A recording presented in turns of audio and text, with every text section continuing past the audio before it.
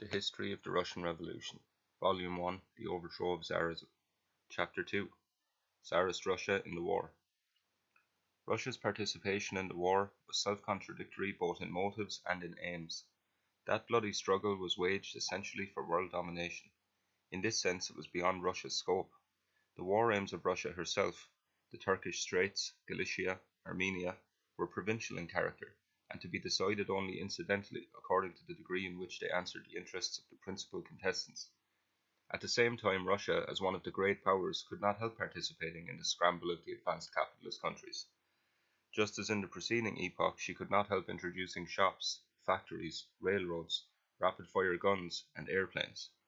The not infrequent disputes among Russian historians of the newest school as to how far Russia was ripe for present-day imperialist policies often fall into mere scholasticism, because they look upon Russia in the international arena as isolated, as an independent factor, whereas she was but one link in a system. India participated in the war, both essentially and formally, as a colony of England. The participation of China, though in a formal sense voluntary, was in reality the interference of a slave in the fight of his masters. The participation of Russia falls somewhere halfway between the participation of France and that of China. Russia paid in this way for her right to be an ally of advanced countries, to import capital and pay interest on it, that is, essentially for her right to be a privileged colony of the Allies, but at the same time for her right to oppress and rob Turkey, Persia, Galicia, and in general the countries weaker and more backward than herself. The twofold imperialism of the Russian bourgeoisie had basically the character of an agency of other mightier world powers. The Chinese compradors are the classic type of the national bourgeoisie, a kind of mediating agency between foreign finance capital and the economy of their own country. In the world hierarchy of the powers, Russia occupied before the war a considerably higher position than China. What position she would have occupied after the war, if there had been no revolution, is a different question. But the Russian autocracy on the one hand, the Russian bourgeoisie on the other, contained features of compradorism, ever more and more clearly expressed. They lived and nourished themselves upon their connections with foreign imperialism, served it, and without their support could not have survived. To be sure, they did not survive in the long run, even with its support. The semi-comprador Russian bourgeoisie had world imperialistic interests, in the same sense in which an agent working on percentages lives by the interests of his employer. The instrument of war is the army. Inasmuch as every army is considered unconquerable in the national mythology, the ruling classes of Russia saw no reason for making an exception for the army of the Tsar. In reality, however, this army was a serious force only against semi-barbaric peoples, small neighbours, and disintegrating states. On the European arena, it could act only as part of a coalition. In the matter of defence, it could fulfil its task only by the help of the vastness of spaces, the sparsity of population, and the impassability of the roads. The virtuoso of this army of serfs had been Suvorov. The French Revolution, in breaking open the doors of the new society and the new military art, had pronounced a death sentence on the Suvorov type of army. The semi-annulment of serfdom and the introduction of universal military service had modernized the army only as far as it had the country, that is, it introduced into the army all the contradictions proper to a nation which has still its bourgeois revolution to accomplish. It is true that the Tsar's army was constructed and armed upon Western models, but this was more form than essence. There was no correspondence between the cultural level of the peasant soldier and modern military technique. In the commanding staff, the ignorance, light-mindedness, and thievery of the ruling classes found their expression. Industry and transport continually revealed their bankruptcy before the concentrated demands of wartime. Although appropriately armed, as it seemed, on the first day of the war, the troops soon turned out to have neither weapons nor even shoes. In the Russo-Japanese War, the Tsarist army had shown what it was worth. In the epoch of counter-revolution, the monarchy, with the aid of the Duma, had filled up the military stores and put many new patches on the army, especially upon its reputation for invincibility. In 1914 came a new and far heavier test. In the matter of military supplies and finances, Russia at war suddenly finds herself in slavish dependence upon her allies. This is merely a military expression of the general dependence upon advanced capitalist countries, but help from the allies does not save the situation. The lack of munitions, the small number of factories for their production, the sparseness of railroad lines for their transportation, soon translated the backwardness of Russia into the familiar language of defeat. which served to remind the Russian national liberals that their ancestors had not accomplished a bourgeois revolution and that the descendants, therefore, owed a debt to history. The first days of war were the first days of disgrace. After a series of partial catastrophes, in the spring of 1915 came the general retreat.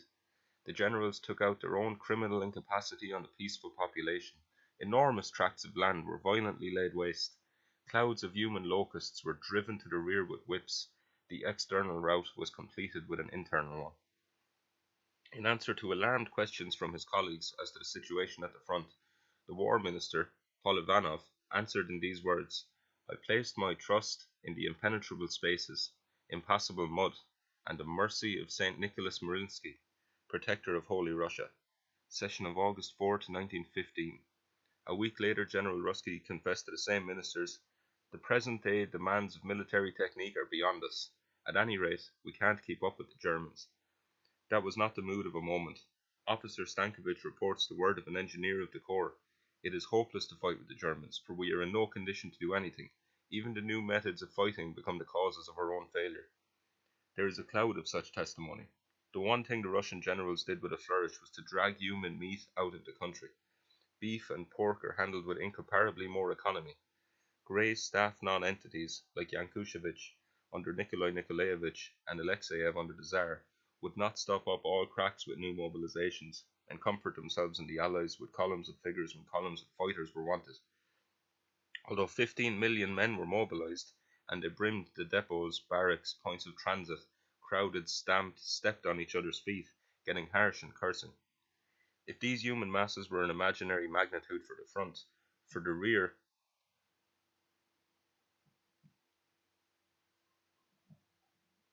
they were a very real factor of destruction. About 5.5 million were counted as killed, wounded, and captured.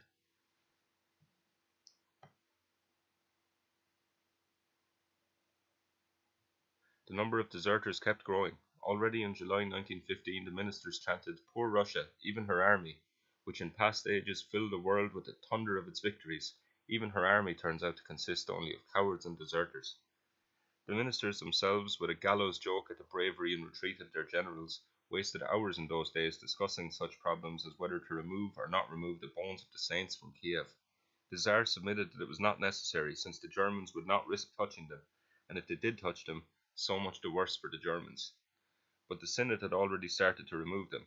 "When we leave," they said, "we will take with us what is most precious."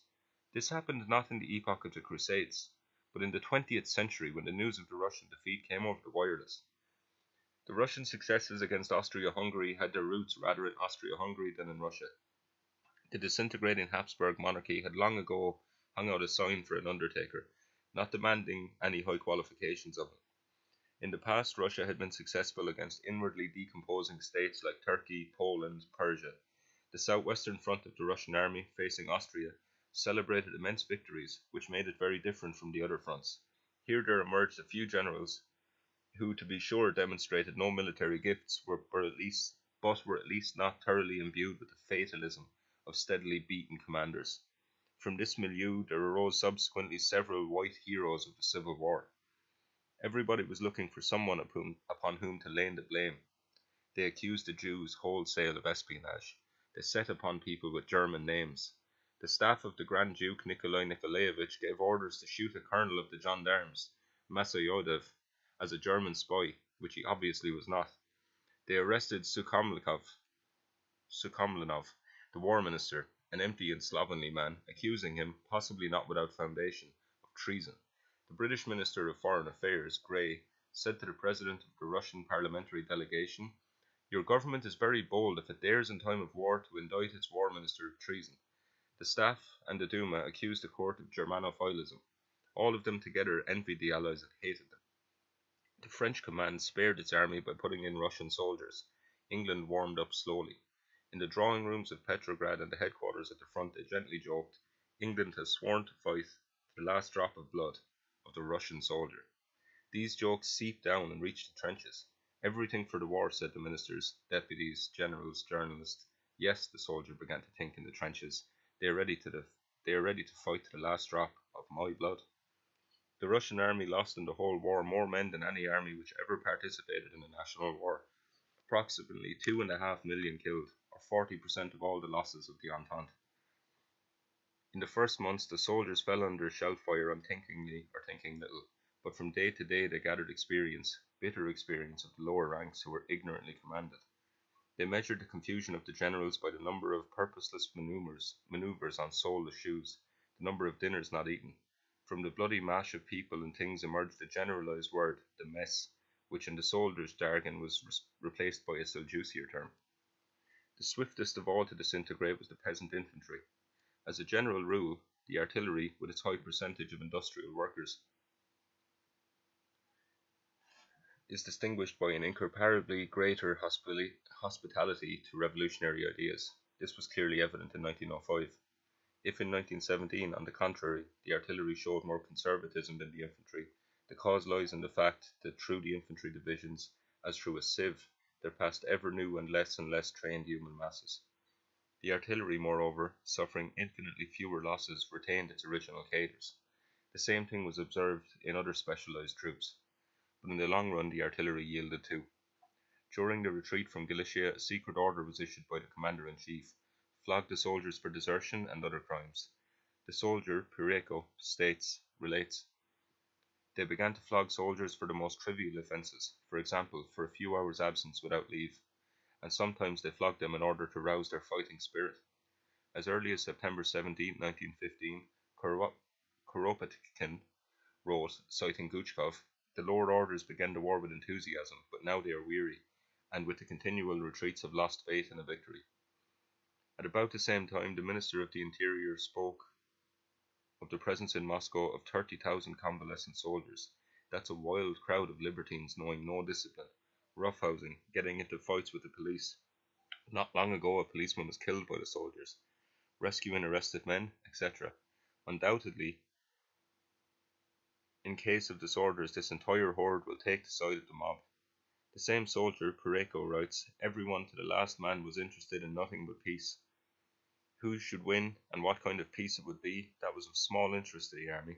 It wanted peace at any cost, for it was weary of war.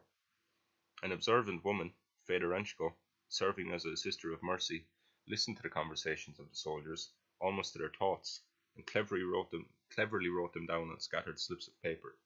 The little book thus produced, The People of War, permits us to look into the laboratory where bombs, barbed wire entanglements, suffocating gases, and the baseness of those in power had been fashioning for long months the consciousness of several million Russian peasants, and where, along with human bones, age-old prejudices were cracking. In many of the self-made aphorisms of the soldiers appear already the slogans of the coming civil war. General Trotsky complained in December 1916 that Riga was the misfortune of the Northern Front. This is a nest of propaganda, and so is the Vinsk. General Brusilov confirmed this. From the Riga district, troops arrived demoralized. Soldiers refused to attack. They lifted one company commander on the points of their bayonets. It was necessary to shoot several men, etc., etc. The ground for the final disintegration of the army was prepared long before the revolution, concedes Rodzianko, who was in close association with the officers and visited the front. The revolutionary elements, scattered at first, were drowned in the army, almost without a trace. But with the growth of the general discontent they rose to the surface. The sending of striking workers to the front as a punishment increased the ranks of the agitators, and the retreat gave them a favourable audience. The army in the rear, and especially at the front, reports a Secret Service agent, is full of elements of which some are capable of becoming active forces of insurrection, and others may merely refuse to engage in punitive activities. The gendarme administration of the Petrograd province declares in October 1916, on the basis of a report made by a representative of the land union, that the mood in the army is alarming. The relation between officers and soldiers is extremely tense. Even bloody encounters are taking place. Deserters are to be met everywhere by the thousands. Everyone who comes near the army must carry away a complete and convincing impression of the utter moral disintegration of the troops. Out of caution, the report adds that although much in these communications seems hardly probable, nevertheless it must be believed, since many physicians returning from the active army have made reports to the same effect.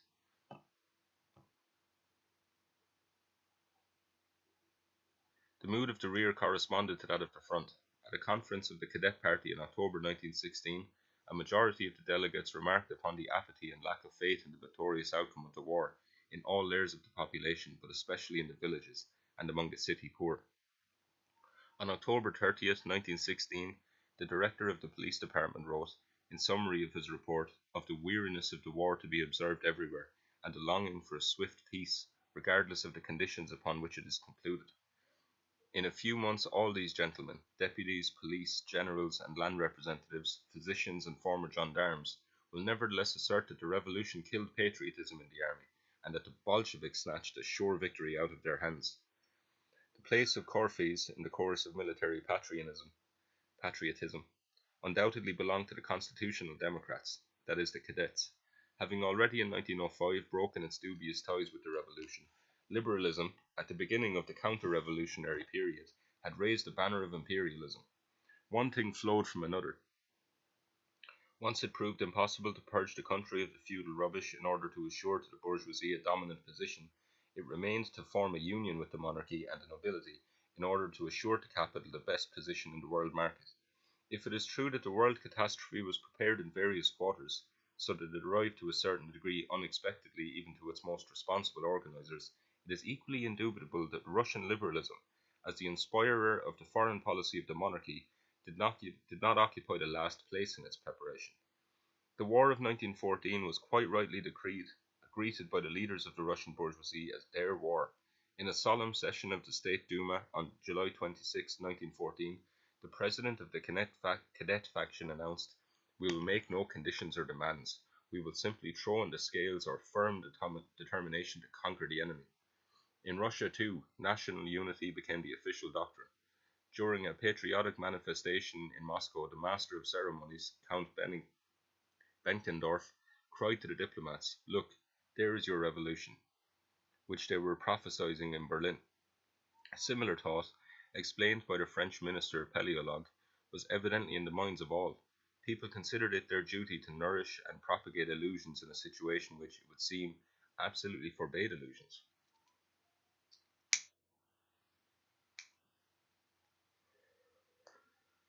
They did not wait long for sobering lessons. Very soon after the beginning of the war, one of the more expansive cadets, a lord and landlord, Rodichev, explained at a session of the Central Committee of his party, "Do you really think we can conquer with those fools? Events proved that it was not possible to conquer with fools." Liberalism, having more than half lost faith in the victory, tried to employ the momentum of the war in order to carry out a purgation of the Camarilla and compel the monarchy to a compromise. The chief implement towards this end was to accuse the court party of Germanophilism and of preparing a separate peace. In the spring of 1915, while the weaponless soldiers were retreating along the whole front, it was decided in governmental circles, not without pressure from the Allies, to recruit the initiative of private industry for work on behalf of the army. The special conference called for this end included, along with bureaucrats, the more influential industrialists, the land and city unions which had arisen at the beginning of the war, and the military industrial committees created in the spring of 1915, became the points of support for the bourgeoisie in struggle for victory and for power. The State Duma, backed by these organizations, was induced to intercede more confidently between the bourgeoisie and the monarchy. These broad political perspectives did not, however, distract attention from the important problems of the day. Out of the special conference, as out of a central reservoir, tens of hundreds of millions, mounting up to billions, flowed down through distributing canals, abundantly irrigating the industries and incidentally nourishing numberless appetites. In the State Duma and in the press, a few of the war profits of 1914 and 1915 were published. The Moscow Textile Company of the Ryabushinskis showed a net profit of 75%, the Tver Company 111%. The copper works of Kolchugin netted over 12 million on a basic capital of 10 million. In this sector, patriotic virtue was rewarded generously, and moreover immediately. Speculation of all kinds and gambling on the market went to the point of paroxysm. Enormous fortunes arose out of the bloody foam. The lack of bread and fuel in the capital did not prevent the court jeweller Fabergé from boasting that he had never before done such a flourishing business. Lady-in-waiting Virobeva says that on no other season were such gowns to be seen as in the winter of 1915-16. and never were so many diamonds purchased. The nightclubs were brimful of heroes of the rear, legal deserters, and simply respectable people too old for the front but sufficiently young for the joy of life. The Grand Dukes were not among the last to enjoy this feast in times of plague. Nobody had any fear of spending too much. A continual shower of gold fell from above. Society held out its hands and pockets. Aristocratic ladies spread their skirts high. Everybody splashed about in the bloody mud. Pankers, bankers, heads of the commissariat, industrialists, ballerinas of the Tsar and the Grand Dukes, orthodox prelates, ladies-in-waiting, liberal deputies, generals of the front and rear, radical lawyers, illustrious mandarins of both sexes, innumerable nephews, and more particularly nieces, all came running to grab and gobble, in fear lest the blessed rain should stop, and all rejected with indignation the shameful idea of a premature peace. Common gains, external defeats, and internal dangers drew together the parties of the ruling classes. The Duma, divided on the eve of the war, achieved in 1915 its patriotic oppositional majority, which received the name of Progressive Bloc. The official aims of this bloc was of course declared to be a satisfaction of the needs created by the war. On the left, the Social Democrats and Trudevics did not enter the bloc. On the right, the notorious Black Hundred groups. All of the other factions of the Duma, the Cadets, the Progressives, 3 groups of Octoberists, the Centre and a part of the Nationalists entered the bloc or adhered to it, as also the national groups, Poles, Lithuanians, Muslims, Jews, etc. In order not to frighten the Tsar with the formula of a responsible ministry, the bloc demanded a united government composed of men enjoying the confidence of the country. The Minister of the Interior, Prince Sherbatov, at that time characterized the bloc as a temporary union called forth by the danger of social revolution. It required no great penetration to realize this. Milyukov, the leader of the Cadets, and thus also of the oppositional bloc, said at a conference of his party, "We are treading a volcano. The tension has reached its extreme limit. A carelessly dropped match will be enough to start a terrible conflagration. Whatever the government, whether good or bad, a strong government is needed now more than ever before." The hope that the Tsar, under the burden of defeat, would grant concessions was so great that in the liberal press there appeared in August a slate of proposed cabinet of confidence, with the president of the Duma, Rodzianko, as premier. According to another version, the president of the Land Union, Prince Lvov, was indicated for that office. Duchkov as Minister of the Interior, Milyukov Foreign Minister, etc. A majority of these men who were nominated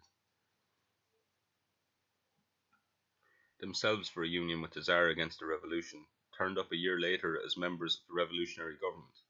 History has permitted herself such antics more than once. This time the joke was at least a brief one. A majority of the ministers of Goremkin's cabinet were no less frightened than the cadets by the course things were taking, and therefore inclined towards an agreement with the Progressive Bloc.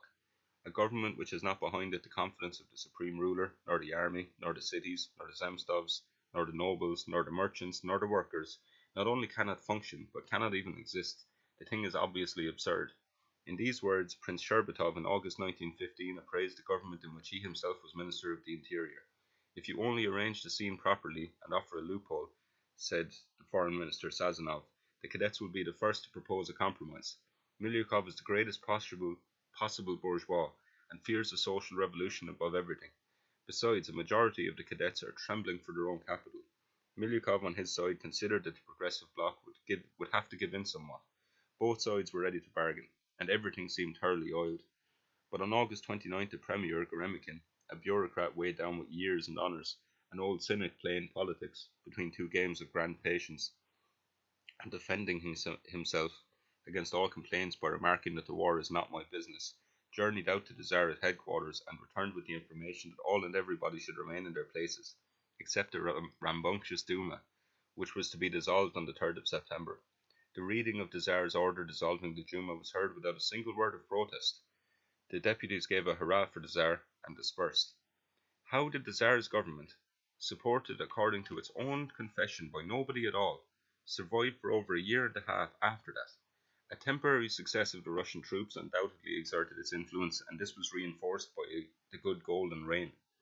The successes at the front soon ceased, to be sure, but the profits at the rear continued. However, the chief cause of the successful propping up of the monarchy for 12 months before its fall was to be found in the sharp division in the popular discontent. The chief of the Moscow Secret Service Department reported a rightward tendency of the bourgeoisie under the influence of a fear of possible revolutionary excesses after the war. During the war, we note, a revolution was still considered impossible. The industrialists were alarmed over and above that, by a coquetting of certain leaders of the Military Industrial Committee with the proletariat. The general conclusion of this Colonel of Gendarmes, Martinov, in whom a professional reading of Marxist literature had left some traces, announced as the cause of a certain improvement in the political situation the steady growing differentiation of social classes, concealing a sharp contradiction in their interests, a contradiction felt especially keenly in the times we are living through. The dissolution of the Duma in September 1915 was a direct challenge to the bourgeoisie, not to the workers. But while the Liberals were dispersing with cries of hurrah, to be sure, not very enthusiastic cries, the workers of Moscow and Petrograd responded with strikes of protest. That cooled off the Liberals still more. They feared worst of all the intrusion of an uninvited third party in their family discussion with the monarchy. But what further step was to be taken? Accompanied by a slight growl from the left wing, Liberalism cast its vote for a well-tried recipe, to stand exclusively on legal grounds, and render the bureaucracy, as it were, unnecessary, in the course of a mere fulfilment of their patriotic functions. The ministerial slate, at any rate, would have to be laid aside for a time.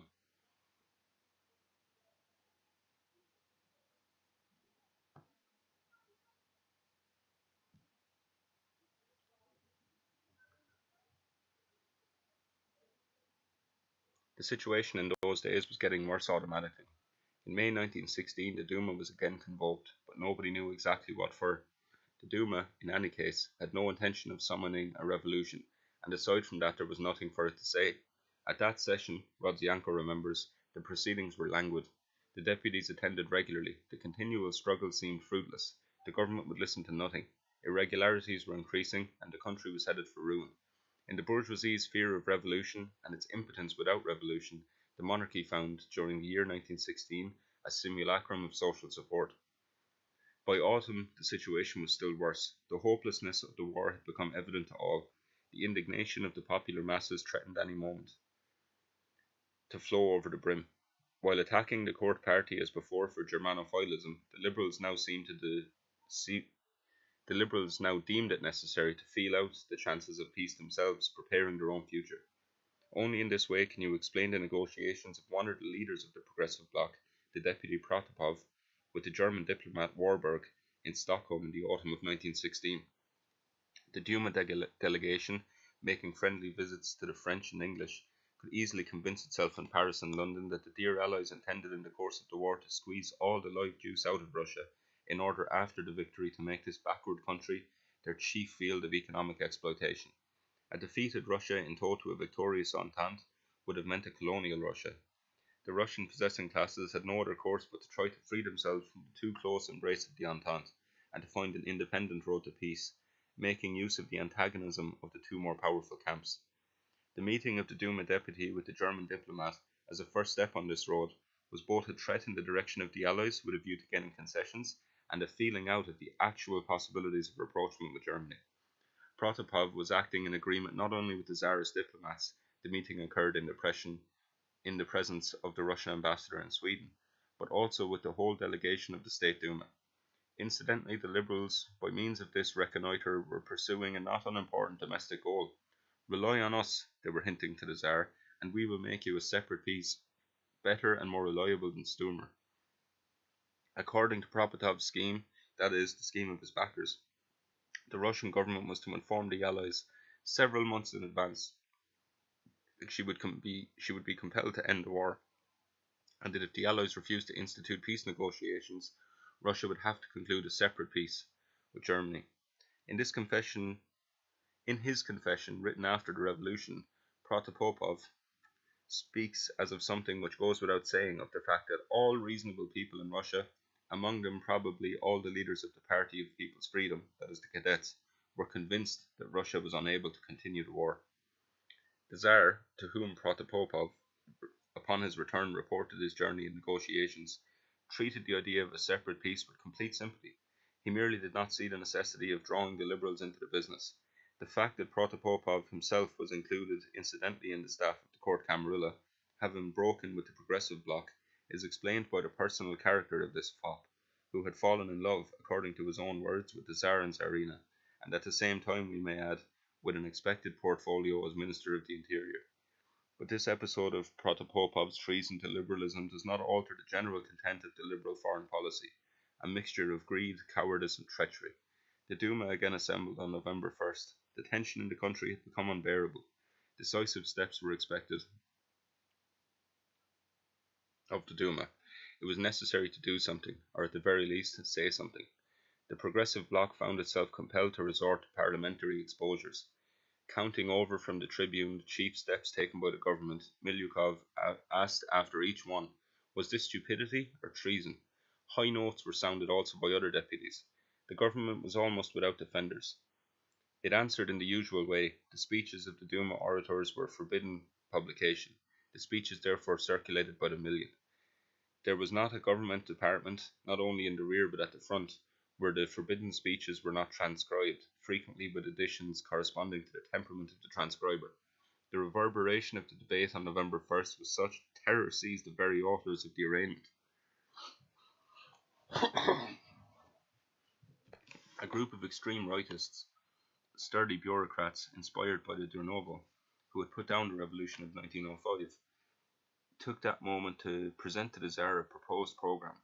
The eye of these experienced officials, trained in a serious police school, saw not badly and pretty far, and if their prescription was no good, it is only because no medicine existed for the sickness of the old regime. The authors of the programme speak against any concessions whatever to the bourgeois opposition, not because the liberals want to go too far, as think the vulgar Black Hundreds, upon whom these official reactionaries look with the same scorn. No, the trouble is that the liberals are so weak, so disunited, and, to speak frankly, so mediocre, that their triumph would be as brief as it would be unstable. The weakness of the principal opposition party, the Cadets, is indicated, they point out, by its very name. It is called democratic, when it is in essence bourgeois. Although, to a considerable degree, a party of liberal landlords, it has signed a programme of compulsory land redemption. Without these trumps from a deck not their own, write these secret councillors, using the images to which they are accustomed, the Cadets are nothing more than a numerous association of liberal lawyers, professors, and officials of various departments, nothing more. A revolutionist, they point out, is a different thing.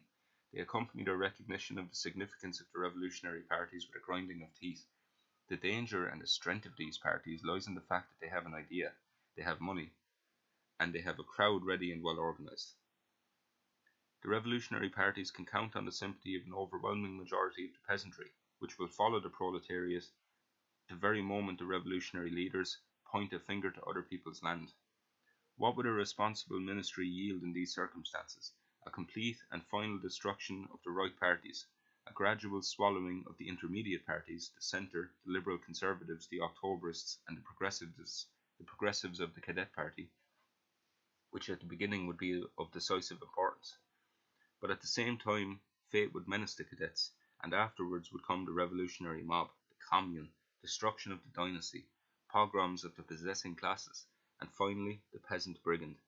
It is impossible to deny that the police anger here rises to a certain kind of historic vision. The positive part of the programme was not new, but consistent.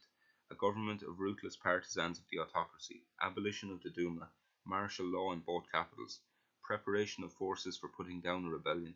This programme did in its essentials become the basis of the government policy of the last pre-revolutionary months, but its success presupposed the power which Durnovo had in his hands in the winter of 1905, but which by the autumn of 1917 no longer existed. The monarchy tried, therefore, to strangle the country stealthily and in sections. Ministers were shifted upon the principle of our people, meaning those unconditionally devoted to the Tsar and Tsarina. But these our people, especially the renegade Protopopov, were insignificant and pitiful. The Duma was not abolished, but again dissolved. The declaration of martial law in Petrograd was saved for a moment when the revolution had already triumphed, and the military forces preparing for putting down the rebellion were themselves seized by rebellion. All this became evident after 2 or 3 months.